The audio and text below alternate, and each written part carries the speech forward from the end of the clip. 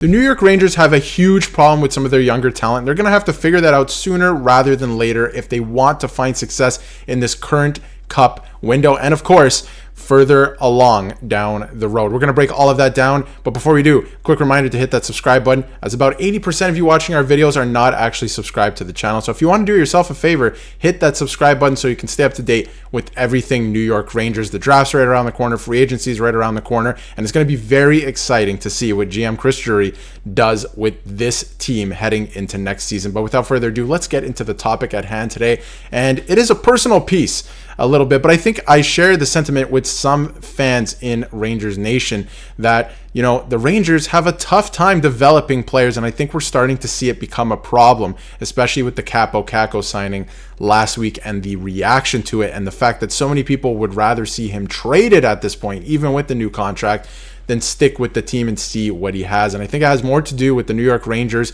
management and coaching than it has to do with some of these players, and we'll get into it in this video. And one thing I wanted to bring up, first of all, is the New York Rangers, when you look at their lineup, right, not much of it, there is some in the current lineup, is made up out of draft picks or through the draft. Yes, you have Chris Kreider, who came through a couple of years ago, but again, Mika Zibanejad, and I should reiterate, I mean anything other than a first-round pick, because you should be hitting on first-round picks. I don't think I'm alone in thinking that.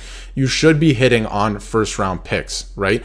They should always make the NHL. Of course, not right away sometimes, but they should always usually make the NHL. They have high-end talent. So discarding that, obviously, Chris Kreider, like I said, Mika Zibanejad acquired through trade, Filip Chytil, I mean, again, another first-round pick. You got Panarin, who was acquired through free agency. Trocheck was acquired. Then you come to Lafrenière, right? This is the first guy that really started to show something last year that was a first-round pick in the last little while. That is starting to show something, like I said, and he should put together a pretty good career here. And he had a really good breakout season. Jack Roslovic, we don't know if he's going to be with the team next year. Obviously acquired via trade. Wenberg, again, acquired. Kaapo Kakko, another guy, a topic of conversation. We'll get to their stats in a minute too. Another guy in this conversation where hasn't panned out exactly like what the Rangers or Rangers fans would have hoped for, right? He just hasn't. He simply hasn't. And going into next season, they've given him a prove-it year and a prove-it deal to see if he can get it done. And we are at that point right now. Yes, I've mentioned, and I believe that he is still young and there might still be something there, right? But if you're the New York Rangers organization, to get to this point right now is, I wouldn't say it's a failure, but it clearly isn't a glowing success. Then you have Will Cooley, who again, this, I guess, the exception to the rule, right? He has made the lineup, has looked pretty effective, and he was a second-round pick. Then, of course, Gaudreau, again, acquired through free agency, and Brozinski does not count. Does not count. Older. Obviously not a Rangers draft pick either. And then there's some scratches. But again, this is from Daily Faceoff from their last game. And you can just go through the entire lineup. Adam Fox, again, great player, not acquired through the draft. Lindgren, you have K'Andre Miller, who's been great. So both of those guys. Braden Schneider, of course, in the same draft as Alexis Lafrenière. Jacob Trouba, again, acquired through... right? If you look at the entire lineup, and Shesterkin was a draft pick, so that's great too. But if you look at the entire lineup, not much of it, at least in top-end talent, has been acquired through the draft or developed in a timely manner, right? That is another of the big point I'm trying to make. Not developed in a very timely manner, right? Yes, they do end up working out, some of them, except for, of course, Braden Schneider, who I think has been pretty good, but could reach another level. They have not been developed in a timely manner, like I said. And when you take a look at stats and season stats, that is, Alexis Lafrenière, again, nothing crazy this season. Played the full 82 games, had 57 points, so not like an elite level of talent. But again, he is still young, only going to be 23 this coming season. And he had his coming out party in the playoffs this year. So that was something to look forward to. I believe he's going to have a really, really good season next year. I do believe that. And this was the coming out party he needed, and to play with higher end talent and more ice time. So not too worried about this. But again, like I said, in a timely manner, he is going to be 23. And when you look at the next player I want to bring up, this is a huge topic of conversation throughout Rangers fans this past week. This guy has, hasn't really earned the opportunity, hasn't been given the opportunity with ice time, did not have a great year by any stretch. Again, still young, but when you look at what Peter Laviolette has said too, and we'll get to that in a second as well, it is kind of on the coaching staff as well, and that's their projected lineup. We'll come back to that in a second. A lot of the players, we'll get to that in a second, have good things to say about these players. But again, Laviolette, and we touched on it last week as well. My responsibility as a coach is to unleash these players as well. And of course, he was talking about Kaapo Kakko and taking responsibility for that situation. It's true, it does fall on the players in the organization. I feel like sometimes the Rangers draft guys and throw them into the fire immediately, and if they don't work out, either they trade them or, they kind of just stick around on the team but don't have that much of an impact, right? I feel like they need to do a better job developing these guys and maybe sheltering these guys. Lafrenière, like I said, is starting to figure it out, but Kaapo Kakko, unfortunately, it doesn't look like he has yet. And of course, we think that the talent is there and we might see it next year. But there is always that question of what if it's the status quo? What if we don't see that again? And of course, the Rangers have there are some other big issues that they have to address this offseason too. But this is a big issue as well. You're not developing players in a very timely manner to get them on the roster and executing like you would like, right? But when you look at what some of the players have to say too. This is Chris Kreider on Lafrenière too, and this is just this past season, the past playoffs.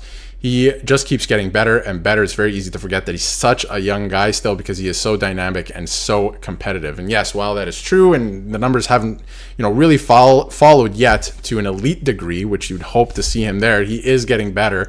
He's getting older, and I expect to see him have a great season next year. But he hasn't really made an impact to this point. We haven't seen an impact from Kaapo Kakko, and I feel like the Rangers acquire a lot of their talent and success through trade. They have to do a little bit of a better job developing players. That is my point here. And when you look at next year's, projected lineup, are you happy with this? Could this win a Stanley Cup? I don't know. Kakko might get an opportunity in the top 6 next year, which I think is where he needs to be able to produce. But he hasn't really shown. It's a very interesting 50-50 situation. He hasn't really shown that he can. So it's going to be very interesting to see what happens. Are you convinced that a lineup that looks like this can win a Stanley Cup? I'm not sure. You got a lot of first-time players there too, including Othman, right? So very interesting. And of course, that's just the forward group. So very interesting. And when you take a look at Kaapo Kakko's J-Fresh chart too, nothing, amazing. Again, I do think that there is still talent there that they can find. Maybe they can unleash it. It has a lot to do with Laviolette too. So he's going to have to absolutely focus on that this season. But I just don't think the Rangers are developing guys in, and I'm going to use the term again, a timely manner, right? By the time they're in their mid-20s, they're finally starting to you're starting to see signs, but you need these guys to come up and help you right now. Like Lafrenière was a first overall pick, right? And he's only starting, there was a lot of questions last summer that a lot of people were asking about Kaapo Kakko this summer for Lafrenière, right? And he had a little bit of a breakout year, and you're really hoping and have high expectations for him next year. These guys are almost in their mid-20s, right? So they have to get it going a little bit faster, especially when you're in a cup window like this. You need to win the Stanley Cup. These guys are not getting any younger. Talking about Zibanejad, Panarin, right? They're, entering their 30s, right? And they don't, they really don't have enough time. You see it around the league sometimes. Some guys run out of time. So going to be very interesting. We can touch on real quick here Kaapo Kakko stats, again, like I said, not a great year.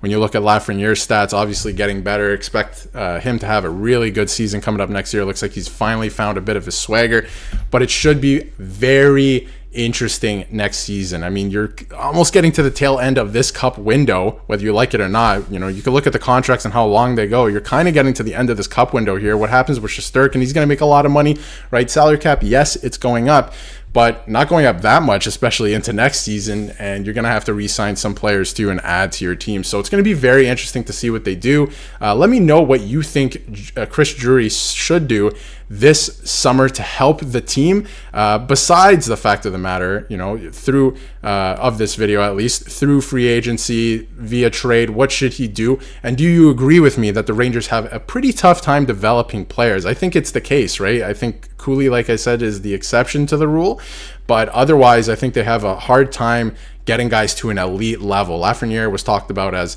an elite type of player. He should be able to come to the league. And of course, it was the COVID seasons and all of that. But I think we're just finally starting to see that with him, and we haven't quite seen it from Kaapo Kakko yet. And these are first and second overall picks. So pretty interesting. Let me know what you think in the comments. And remember, if you haven't yet, hit that subscribe button so you can stay up to date with everything New York Rangers.